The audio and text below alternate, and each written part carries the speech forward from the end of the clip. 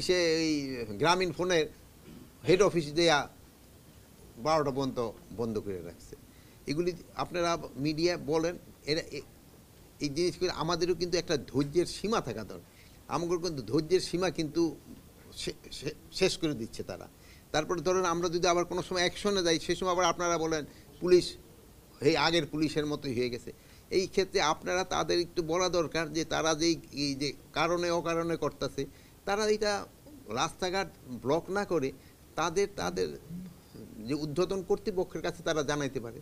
যেমন ছাত্রদের ক্ষেত্রে তারা তাদের ঊর্ধ্বতন কর্তৃপক্ষ জানাইতে পারে। তারপরে যদি তারা কোনো করতে চায়, তাদের স্কুলের মাঠ আছে, কলেজের মাঠ আছে, ওখানে তারা বলতে পারে।